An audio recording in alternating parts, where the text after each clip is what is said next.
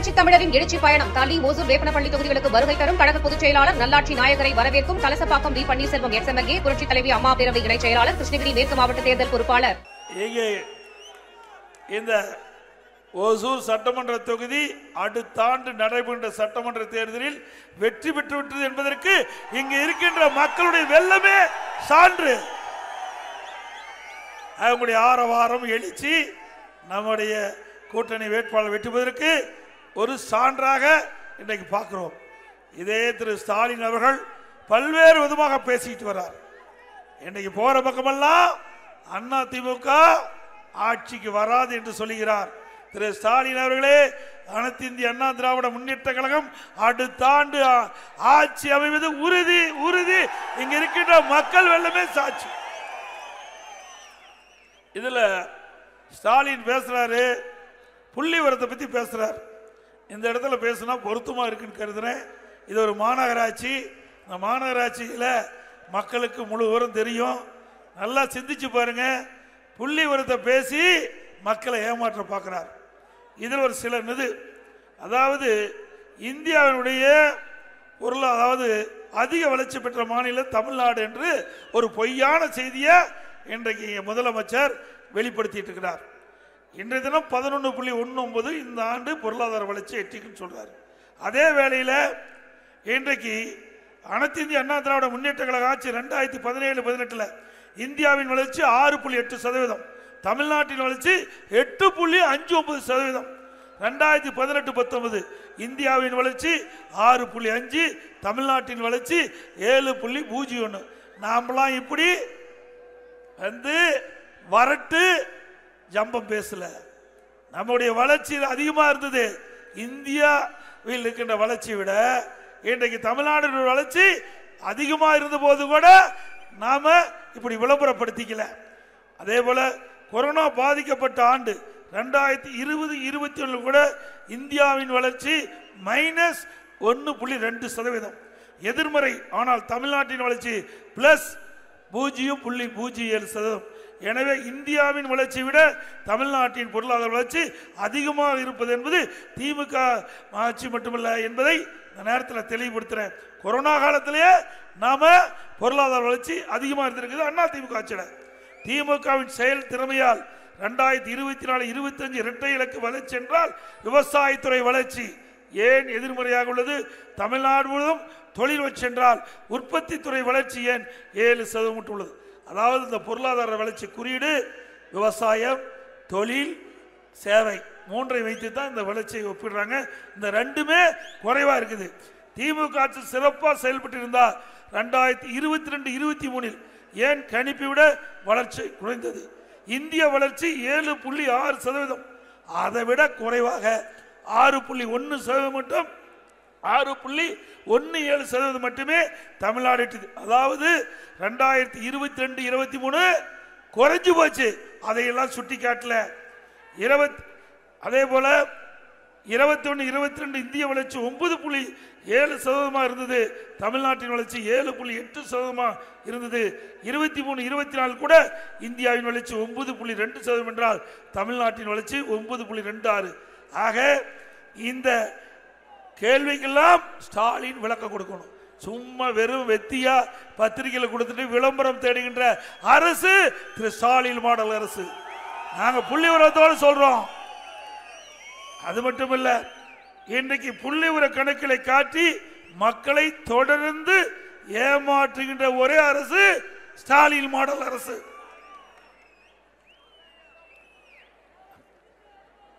இரண்டாவது, இன்றைய தினம் நான் வரும்போது தொலைக்காட்சியில் பார்த்தேன்.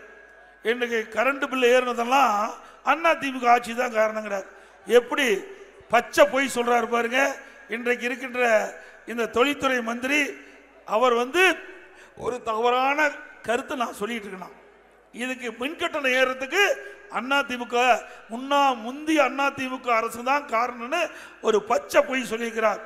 உதய மின் திட்டம் இந்தியா முழுவதும் ஒப்பந்தம் போட்டாங்க, தமிழ்நாடு மட்டும்தான் ஒப்பந்தம் போடல. அப்போ சில நிபந்தனைகள் தளர்த்தினா தமிழ்நாடு அரசு அந்த உதய மின் திட்டத்தில் ஒப்பந்தம் போடும் என்று நாம் கேட்டுக்கொண்டதுக்கு இணங்க அன்றைய மத்திய அரசு அதுல 2017ஆம் ஆண்டு உதய திட்டத்தில் கையெழுத்திடும் 2 கட்டுப்பாடுகளை நீக்கினா நாங்க போடணும். 1, 3 மாதத்துக்கு ஒரு முறை மின்கட்டணம் உயர்த்தப்பட வேண்டும் என்ற கட்டுப்பாடு நீக்கம்.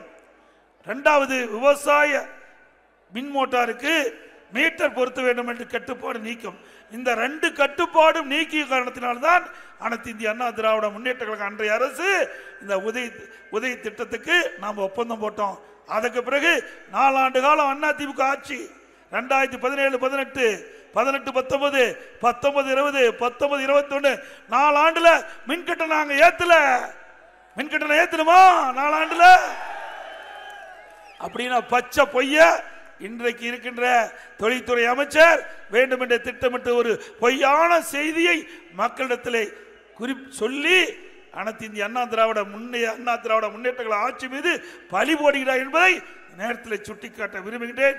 இன்றைக்கு திராவிட முன்னேற்ற கழகம் ஆட்சிக்கு வந்த பிறகு 67% இன்றைக்கு மின் கட்டணம் உயர்ந்திருக்குது. 67% மின் கட்டணம் உயர்ந்திருக்குது. கடைக்கு பீக் அவர்ல மின் கட்டணம் உயர்த்தி விட்டது. இவ்வளவு மின் கட்டணத்தை உயர்த்தி விட்டு இன்றைக்கு முந்தைய அரசு மீது பழி போடுவது சரியா என்பதை மக்கள் சிந்தித்து பார்க்க வேண்டும். அதோட இன்றைக்கு ஸ்டாலின் பேசுறார்.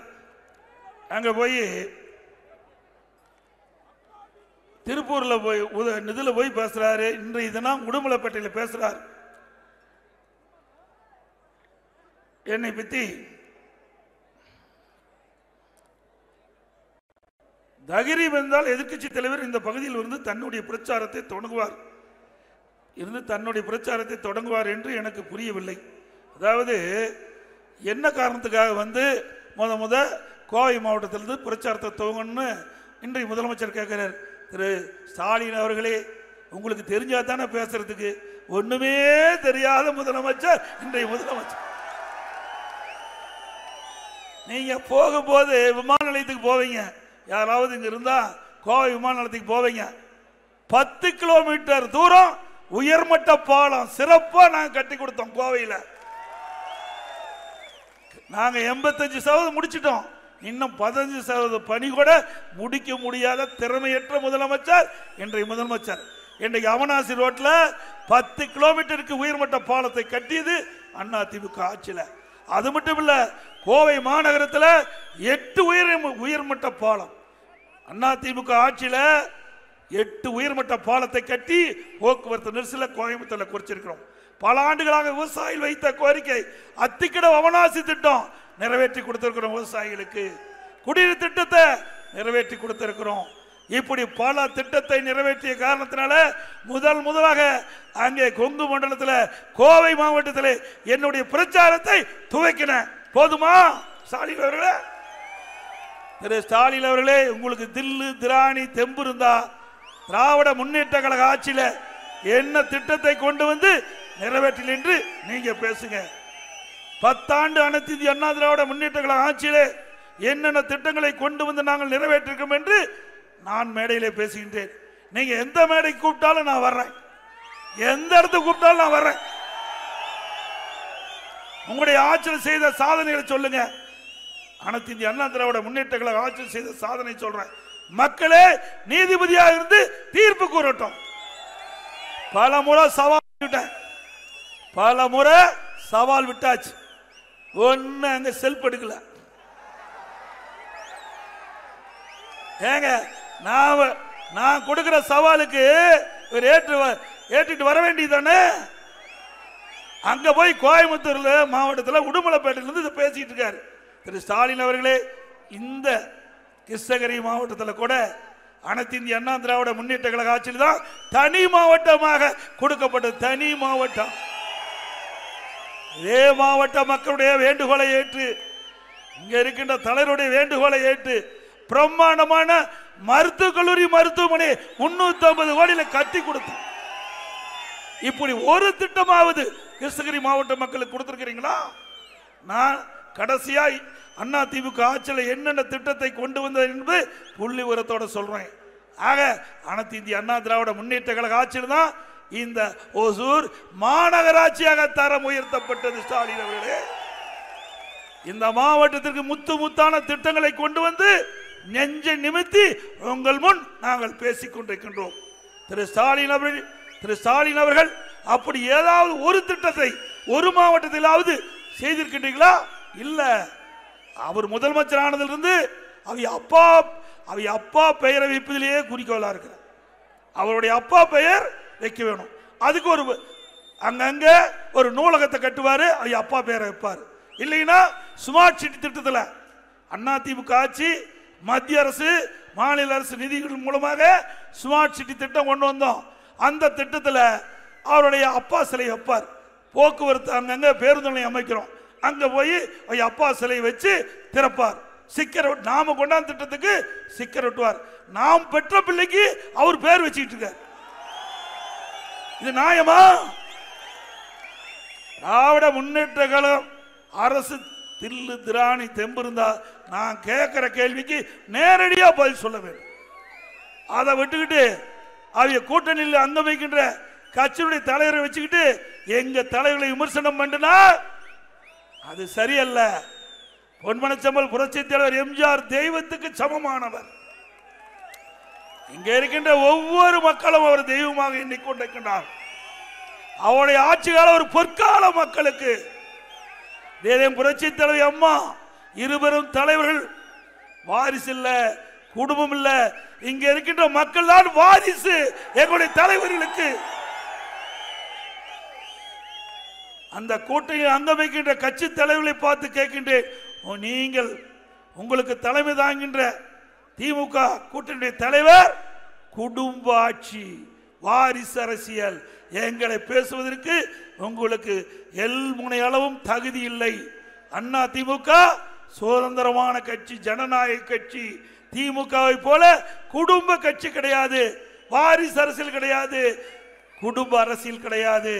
எங்கே யார் உழைக்கின்றார்கள், யார் விசுவாசமாக இருக்கிறார்கள், அவர் தொண்டன் கூட இந்த இயக்கத்திற்கு பொதுச் செயலாளராக முடியும். ஒரு தொண்டன் கூட நாட்டினுடைய முதலமைச்சராக முடியும் அண்ணா திமுக கட்சியில் மட்டும்தான். வேற எந்த கட்சியிலாவது ஆக முடியுமா?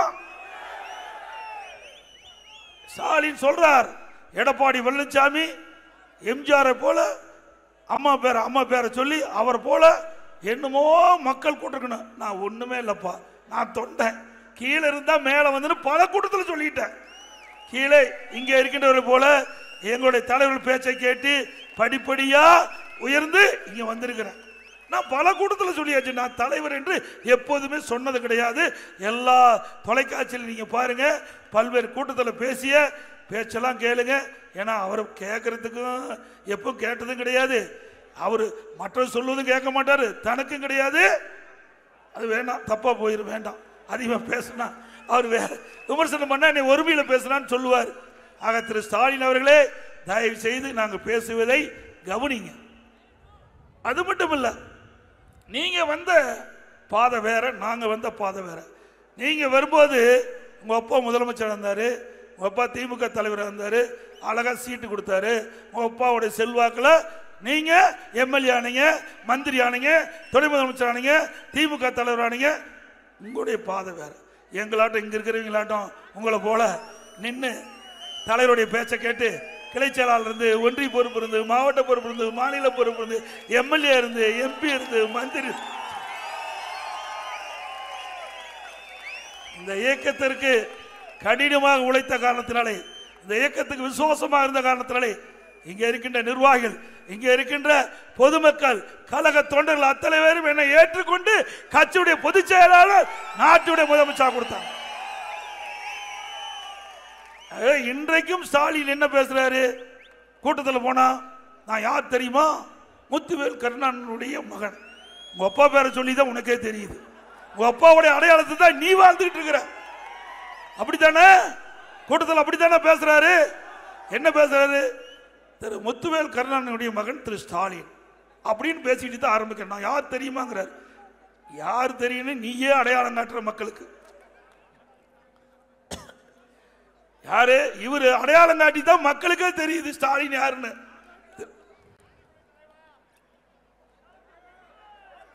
ஸ்டாலின் அவர்களே, எங்களை போல் கடினப்பட்டு உழைத்து ஒரு பதவிக்கு வருவது எவ்வளவு கடினம் என்பதை உணருங்கள். எந்த உழைப்புமே கொடுக்காம ஒப்பா அடையாளத்தில் நீங்க முதலமைச்சரானீங்க, நீ திமுக கட்சி தலைவரானீங்க, நீங்க எங்களை பத்தி பேசலாமா? நீங்க உழைக்காதவர்களுக்கு இவ்வளவு தில்லு திராணி இருந்தா உழைத்து வருகின்றவருக்கு எவ்வளவு தில்லு திராணி தெம்பு தகரீபு இருக்கும். அது மட்டுமல்ல, திரு ஸ்டாலின் பொதுக்குழு கூட்டத்தில் பேசுறார், திமுக பொதுக்குழு கூட்டத்தில் பேசுறார். என்ன பேசுறாருன்னா, நான் இரவில் கண்மூடி காலையில் கண் விழிக்கின்ற பொழுது எங்க கட்சிக்காரனால என்ன பிரச்சனை வந்து விடுமோ என்று அச்சத்தில் கண் விழிக்கிறேன்னு ஒரு முதலமைச்சர் பொதுக்குழு பேசுறார். நீ கட்சிக்காரனையே கட்டி காக்க முடியல, நாட்டு மக்களை எப்படி காக்க முடியும்? அதனாலதான் திமுக காரர் இப்படி எல்லாம் சட்ட ஒழுங்கு பிரச்சனை கொண்டாந்துட்டு இருக்கிறாங்க. ஆக திரு ஸ்டாலின் அவர்களே, எங்களை எவ்வளவு விமர்சனம் செய்தாலும் அதுக்கு பதில் கொடுப்பதற்கு எங்களுக்கு தில்லு திராணி இருக்கு என்பதை இந்த நேரத்தில் தெரிவிக்க விரும்புகிறேன். அப்புறம் அவருடைய மகன் உதயநிதி ஸ்டாலின், இன்றைக்கு எல்லாம் டிவியில் பார்த்துருப்பீங்க, தொலைக்காட்சியில் பார்த்துருப்பீங்க. அவர் ஒரு பெரிய அரசியல்வாதி ஆயிட்டார். யாரு? திரு கருணாநிதி பேரன் திரு ஸ்டாலினுடைய மகன். வேற என்ன அடையாளமாவது இருக்குதா? அந்த கட்சிக்கு ஏதாவது உழைச்சி ஜெயிலுக்கு போயிருக்காரா? ஒண்ணுமே கிடையாது. என்ன ஒரே ஒரு அடையாளம், திரு ஸ்டாலினுடைய மகன் திரு கருணாநிதி பேரன். இந்த அடையாளத்தை வச்சு துணை முதலமைச்சர் ஆக்கிட்டார். எங்க போனாலும் இந்த குரங்கு குட்டியை தாவிட்டு போப்பாரு, குரங்கு குட்டியை தாவிட்டு போப்பாரு, அது மாதிரி ஸ்டாலின் மகனை தாங்கிட்டு போறாரு. ஸ்டாலின் அவர்களே, உழைப்பு தான் நிலைக்கும், உங்களுடைய அடையாளம் நிலைக்கா? ஸ்டாலின் அவர்களே, உங்களுடைய குடும்பத்திற்கு முடிவு கட்டுகின்ற தேர்தல் 2026 சட்டமன்ற தேர்தல். நாட்டு மக்களை இத்தனை நாள் ஏமாற்றி சுரண்டை பிழைத்து விட்டீர்கள், இனியும் சுரண்டை பிழைக்க வழி இல்லை. ஒரு குடும்பம் வாழ இத்தனை மக்கள் துணை போக மாட்டார் என்பதை மட்டும் நீங்கள் எண்ணி பார்க்க வேண்டும். அவர் பேசுறார், இன்னைக்கு உறுதிமொழி எடுத்திருக்கிறார். என்னன்னா, போதைப் பொருள் ஒழிப்பு உறுதிமொழி, போதைப் பொருள் ஒழிப்பு உறுதிமொழி. நான் ஏற்கனவே 3 வருஷமா தொண்டை காய கத்திட்டு இருக்கிறேன். தொலைக்காட்சியில் பேசினேன், அறிக்கை வெளியிட்டேன், சட்டமன்றத்தில் பேசினேன், பொதுக்கூட்டத்தில் பேசினேன். திமுக ஆட்சிக்கு 1 வருஷம், திமுக ஆட்சி வந்து ஓராண்டுக்குள் எங்க பார்த்தாலும் கஞ்சா விற்பனை, போதைப் பொருள் விற்பனை, இதை தடுத்து நிறுத்த வேண்டும் என்று இந்த ஆட்சியாளருக்கு பல முறை நாங்கள் சட்டமன்றத்தில் தெரிவிச்சிட்டோம், பிரதான எதிர்க்கட்சி முறையில் தெரிவித்தோம். ஏன்னா இன்னைக்கு மாணவர்கள், இளைஞர்கள், பொதுமக்கள் இந்த கஞ்சாவுக்கு, போதைப் பொருளுக்கு அடிமையாகி சீரழிக்கக்கூடிய சூழ்நிலை தமிழகத்தில் நிலவி கொண்டிருக்கின்றது. இதை கட்டுப்படுத்த வேண்டும் என்று தொடர்ந்து நாங்கள் வலியுறுத்திட்டு வரோம். இப்பதான் நானும் அதை வந்து துணை முதலமைச்சர் இன்றைக்கு உறுதிமொழி எடுக்கிறார். நான் உறுதிமொழி எடுத்துக்கிறான், நீ எல்லாம் போதைக்கு அடிமையாகி அவரெல்லாம் சீரழிஞ்சு போல, கடைசியில் இப்பதான் நானும் அதை வந்து உறுதிமொழி எடுக்க வேண்டும் என்று துணை முதலமைச்சர் சொல்றார். இதுக்கு முந்தி முதலமைச்சர் பேசிட்டார். அப்ப என்ன சொல்றாரு? போதையின் இளைஞர்கள் போதையின் பாதையில் செல்லாதீர்கள். தொலைக்காட்சியில் பார்த்தீங்களா? பார்த்தீங்களா? தொலைக்காட்சியில் வரும், போதை இளைஞர்கள் போதையின் பாதையில் செல்லாதீர்கள். எப்ப எல்லாம் முடிஞ்சு போறது. நாங்க ஏற்கனவே 3 ஆண்டுக்கு முன்பே இந்த அரசுடைய கவனத்திற்கு கொண்டு வந்தோம், சட்டமன்றத்தில் பிரதான எதிர்க்கட்சி என்ற முறையில் கொண்டு வந்தோம், அறிக்கையின் வாயிலாக, ஊடகத்தின் வாயிலாக தெரிவித்தோம். தமிழ்நாடு முழுவதும் போதைப் பொருள் விற்பனை அதிகமாகிவிட்டதை கட்டுப்படுத்துங்கள், இல்லாவிட்டால் மாணவர்கள், இளைஞர்கள், பொதுமக்கள் இந்த போதைக்கு அடிமையாகி நாடு குட்டிச்சவராயிடும், நாடு சீரழிந்துவிடும், அந்த குடும்பம் சீரழிந்துவிடும் என்று பல முறை எச்சரிக்கை விடப்பட்டு விட்டது. இப்பொழுதுதான் முதலமைச்சரும் துணை முதலமைச்சரும் இன்றைக்கு அறிக்கை வெளியிட்டு இருக்கிறார். இன்னைக்கு தமிழ்நாடு ஒரு போதைப் பொருள் மாநிலமாக மாறிவிட்டது. இதற்கு யார் காரணம்? முக்காவாசி பேர் திமுக காரணம் வைக்கிறான். எங்க போய் கட்டுப்படுத்த முடியும்? இதற்கு ஒரே ஒரு சான்று, 2 வருஷத்துக்கு முந்தி காவல்துறை மானிய கோரிக்கை முதலமைச்சர் ஸ்டாலின் அவர்கள் சமர்ப்பிச்சார். அதுல கொள்கை விளக்க குறிப்பில் 20வது பக்கத்தில் 2வது பேராவில் சொல்றாரு, அதாவது கல்லூரிக்கு அருகில, பள்ளிக்கு அருகில 2348 பேர் கஞ்சா விற்றதாக கண்டுபிடிக்கப்பட்டது, கைது செய்யப்பட்டது 148 பேர் அப்படின்னு புத்தகத்தில் இருக்குது. நான் எதிர்க்கட்சிகின்ற முறையில் பேசுகின்ற பொழுது முதலமைச்சர்கிட்ட கேட்டேன், இந்த புத்தகத்தை நீங்க தானே சமர்ப்பிச்சீங்க, இந்த கொள்கை குறிப்பு நீங்க தானே சட்டமன்றத்தில் தாக்கல் பண்ணீங்க, நீங்க தானே இதில் அமைச்சர், இலாக்காவுடைய அமைச்சர் கேட்டு ஆமாங்கிறார். அப்படின்னா 2348 பேர் கண்டுபிடிக்கப்பட்டதை சொல்லி 148 பேர் தான் கைது செய்யணும், மற்றவங்களாம் எங்க போனாங்க? கையிலே காணும். ஏன்னா மற்றவங்களாம் திமுக காரன், கைது பண்ண முடியாது. அப்புறம் எங்க போய் போதைப் பொருளை ஒழிக்க முடியும்? முடியுங்களா? இப்படி தரங்கட்ட ஆட்சி நடைபெற்றுக் கொண்டிருக்கின்ற நேரத்தில் தெரிவிக்கணும். இன்னைக்கு இன்னொருத்தர் RS பாரதின்னு பாவம், வயசாகி போச்சு. வயசாகி போய் என்ன பேசுறதே தெரியாத பேசிட்டு இருக்காரு. இன்றைக்கு அவருக்கு என்ன பேசுவதென்றே தெரியாத பேசிட்டு இருக்கார். இன்றைக்கு அப்படிப்பட்ட வயது முதிர்ந்த ஒருவர், அவர் இன்றைக்கு இது இல்லாத, அதுக்கு மேலே சொல்லக்கூடாது, பெரிய மனிதர், அது இல்லாத இன்றைக்கு நச்சு வார்த்தைகளை கொட்டி தீர்க்கிறார். நச்சு வார்த்தைகளை கொட்டி தீர்க்கிறார். நீங்கள் என்னென்னமோ பேசி பார்த்த, ஒன்றும் நடக்கலை. நீங்கள் நான் முதலமைச்சர் இருக்கும்போது என் மீது வழக்கு போட போய் முயற்சி பண்ணீங்க, வழக்கு போட்டீங்க. நீதிமன்றத்தில் அந்த வழக்கை திருப்பி வாங்குறேன், நீங்கள் திருப்பி வாபஸ் பெறணும்னு சொன்னார். நான் வழக்கு நடத்துன்னு சொல்லி வழக்கை நடத்தி நிரபராதி என்று முன் வந்து நிற்கிறேன். உச்ச நீதிமன்றம் வரைக்கும் கொண்டு போனீங்க. உச்ச நீதிமன்றம் வரைக்கும் உங்களால் மறுபடியும் 1500 கோடி வா, தூசி தட்ட முடியல, நானே தட்டி கொடுக்குறேன், வா வா, எங்க நீ எடுமோ அந்த இடத்துல நானே தட்டி தரேன். அவ்வளவு குப்பை உங்க ஆட்சியில் ஊழல் நடந்திருக்கு சார். சார் RS பாரதி அவர்களே, அத்தனையும் எங்கிட்ட ஆதாரமா இருக்குது, கவலைப்படாதீங்க. மத்தியில் பாரதிய ஜனதா ஆட்சி தான் இருக்குது, மறந்துகிட்டு இருக்காதீங்க. இப்பவே பல மந்திரிய கதவை தட்டி தட்டி இன்றைக்கு பல மந்திரிக்கு தூக்கமே போயிடுது. அப்படிப்பட்ட நிலையில எங்க மேல தூசி தட்டுறீங்களா? தட்டுங்க, பார்க்கலாம். நானே தூசி தட்டி தரேன், நீ பாரு, பார்க்கலாம். அது மட்டும் இல்ல, ஒரு டிரான்ஸ்பாரம், இந்த டிரான்ஸ்பாரம் வாங்குறதுக்கு கொள்முதல் பண்றதுக்கு 32 டெண்டர் விட்டுருக்காங்க. 32 டெண்டர், 32 டெண்டரும் பைசா மாற்றாம அப்படியே போட்டிருக்காங்க. 32 டெண்டரும் ஒரே மாதிரி. உதாரணத்துக்கு 12,501னா 12,501 32 டெண்டரும். எங்காச்சும் நாட்டில் இருந்துங்களா? இப்படி இவ்வளவு பெரிய ஊழல் செஞ்சுட்டு எங்களை பத்தி பேசுறாங்க. அதுக்கு பிறகு ரோடே போடாத பில்லை எடுத்துக்கிட்டு அவள் ஊழலை பத்தி பேசுறாங்க. ஊழலை பத்தி பேசுவது என்று சொன்னால் நிறைய இருக்குது. ஆட்சி மாற்றம் வந்த பிறகு ஒவ்வொரு நீதிமன்றமும் ஏறி ஏறி இறங்க வேணும். ஸ்டாலின் அவர்களே, எங்களுக்கு மடியிலே கனம் இல்லை, வழியில பயம் இல்லை, எதை பத்தி எங்களுக்கு கவலை இல்லை. நீ என்னென்னமோ பண்ணி பார்த்த, எவ்வளவோ மாயாஜலம் பண்ணி பார்த்தீங்க, ஒன்னும் நடக்கல. அதுக்கு பிறகு எங்களுடைய ஆட்சிக்கு எவ்வளவு பிரச்சனை உண்டாக்குன்னு பார்த்தீங்க, கட்சி உடைக்க பார்த்தீங்க, பல பேர்த்த தூண்டி விட்டு நீதிமன்றம் வரைக்கும் போனீங்க. எல்லாமே வாஸ் அவுட், எல்லாமே தூள் தூளாக்கப்பட்டது. ஸ்டாலின் அவர்களே, ஆகவே மீண்டும் அனைத்து இந்திய அண்ணா திராவிட முன்னேற்ற கழக ஆட்சி அமையும். ஆட்சி அமைக்கின்ற பொழுது உங்களுடைய ஆட்சியில் நடைபெற்ற ஊழல் அத்தனையும் அம்பலப்படுத்தப்படும். இந்த பகுதி ஒரு தொழிற்சாலை நிறைந்த பகுதி, விவசாயம் தொழிற்சாலை இரண்டும் நிறைந்த பகுதி, ஓசூர் சட்டமன்ற தொகுதி.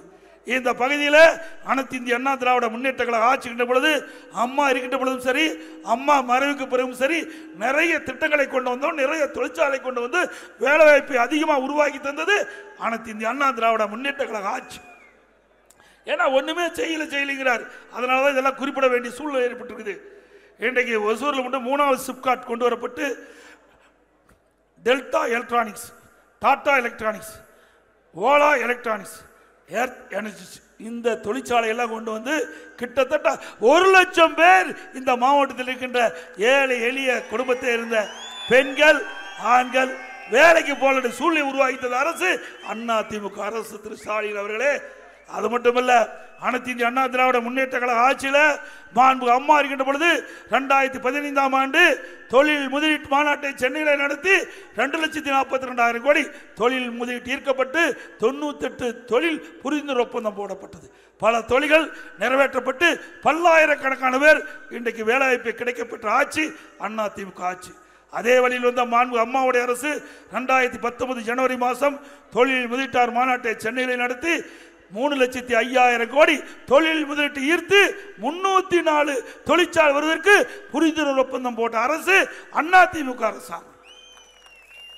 அதனால இன்னைக்கு லட்சக்கணக்கான பேருக்கு வேலை கிடைக்குது. இப்படி தொழில் முதலீட்டு மாநாட்டை நடத்தி புரிந்துணர்வு ஒப்பந்தம் போட்ட காரணத்தினால அனைத்து இந்திய அண்ணா திராவிட முன்னேற்ற கழக ஆட்சியில் 10 லட்சம் பேருக்கு வேலை வாய்ப்பு கிடைக்க சூழ்நிலையை உருவாக்கி தந்த அரசாங்கம் அண்ணா திமுக அரசாங்கம். இப்போ ஸ்டாலினும் பேசிட்டு இருக்கார், நாங்கள் அங்கே புரிந்து ஒப்பந்தம் போட்டோம், இங்கே புரிந்து ஒப்பந்தம் போட்டோம், இவ்வளோ லட்சம் கோடி தொழில் முதலீடு வந்துன்னு சொல்லி வெள்ளை அறிக்கை கேட்டால் கொடுக்க மாட்டேங்கிறாங்க. வெள்ளை அறிக்கை கேட்டால் கொடுக்க மாட்டேங்கிறாங்க. எவ்வளவு தொழில் முதலீட்டு இருந்தீங்க, எவ்வளவு தொழில் புரிந்து ஒப்பந்தம் போட்டீங்க, அதனுடைய நிலை என்ன அப்படின்னு கேட்டால் இது வரைக்கும் வெள்ளை அறிக்கை கிடையாது. அத்தனையும் பொய், விளம்பரம், போட்டோ ஷூட். தினம் ஒரு பேரை அறிவிப்பார், தினம் ஒரு பேரை அறிவிப்பார். அப்படியே போட்டோ ஷூட் வருவார், அழகா படம் எடுப்பார், பத்திரிகை ஊடகத்தில். இப்படி 4 வருஷத்தை தமிழ்நாட்டில் காலத்தை கழிச்சிட்டார். இப்படிப்பட்ட முதலமைச்சர் தொடர வேண்டுமா? இப்படி திறமையற்ற அரசு வர வேண்டுமா மீண்டும்? நல்ல சத்தமா சொல்லுங்க, ஸ்டாலின் கேட்கிற மாதிரி.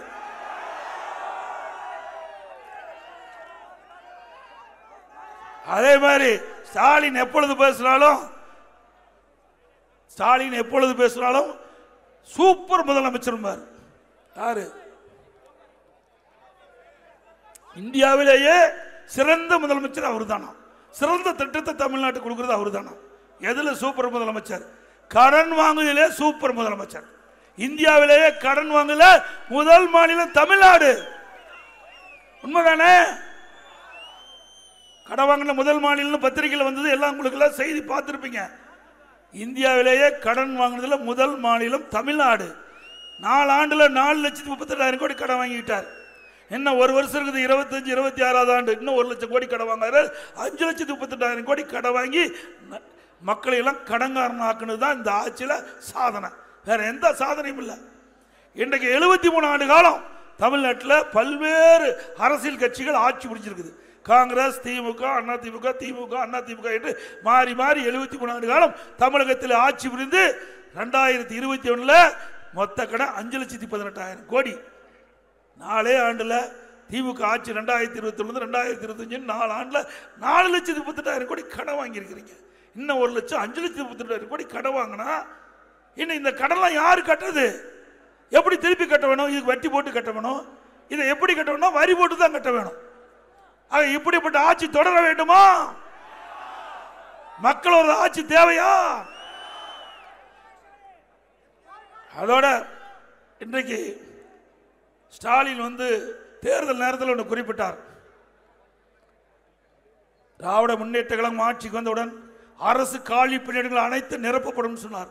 அந்த தேர்தல் அறிக்கை, திமுக தேர்தல் அறிக்கையில் 5 லட்சம் காலி பணியிடங்கள் அரசின் சார்பாக இருக்குதுன்னு.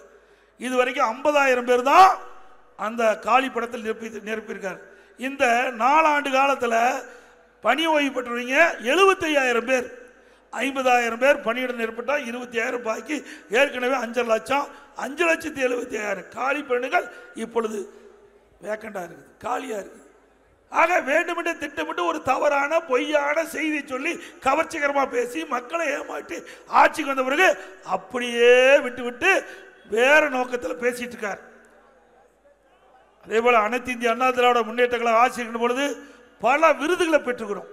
கொஞ்சம் நஞ்சம் இல்லைங்க. உள்ளாட்சியில் மட்டும் தேசிய அளவில் சிறப்பாக நிர்வாக திறமைமிக்க அரசு என்பதற்கு தேசிய அளவில் உள்ளாட்சியில் மட்டும் 140 விருதுகளை பெற்றுக்கிறோம். தேசிய அளவில் 140 விருதுகள். போக்குவரத்து துறையில் விருதுகள், மின்சாரத்துறையில் விருதுகள், நெடுஞ்சாலைத்துறையில் விருதுகள், உயர்கல்வியில் விருது, சமூகத்துறையில் விருது.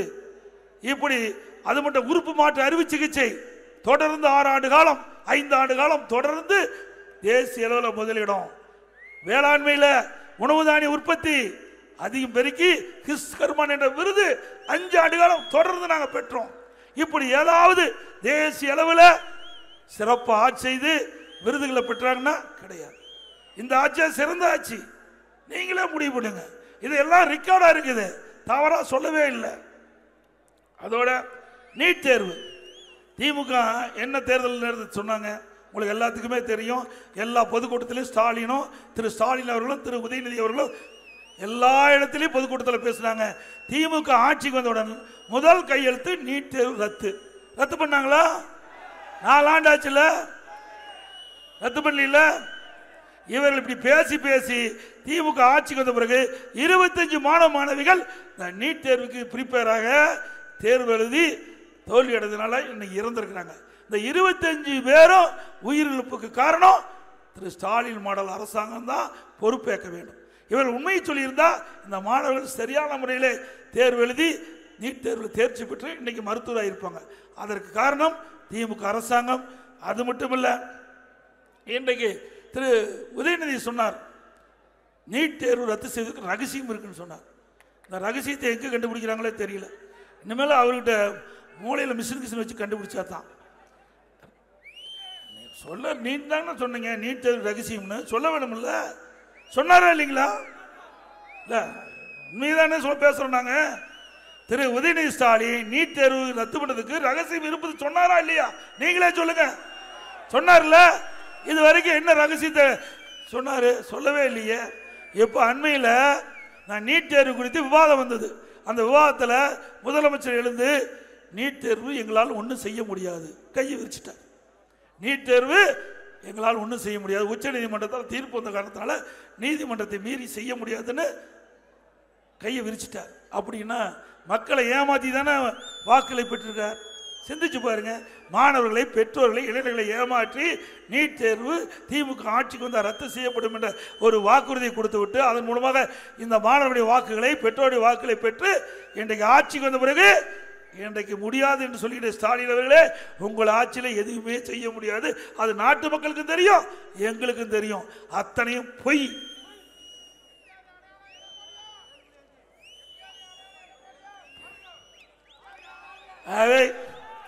திராவிட அனைத்து இந்திய அண்ணா திராவிட முன்னேற்ற கழகம் பாரதிய ஜனதா கூட்டணி வலுவான கூட்டணி,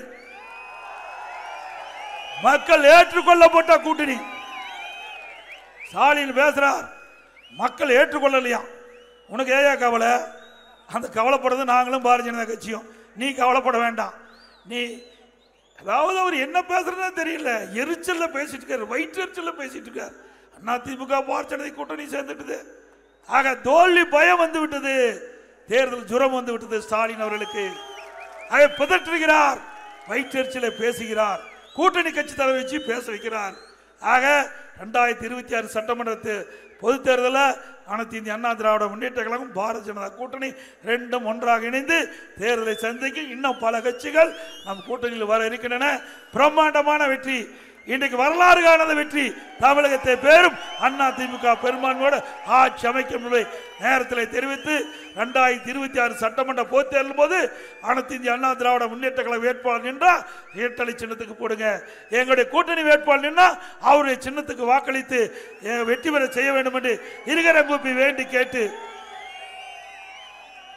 மக்களை காப்போம், தமிழகத்தை மீட்போம். மக்களை, தமிழகத்தை, மக்களை, தமிழகத்தை, மக்களை, தமிழகத்தை. Bye bye Stalin.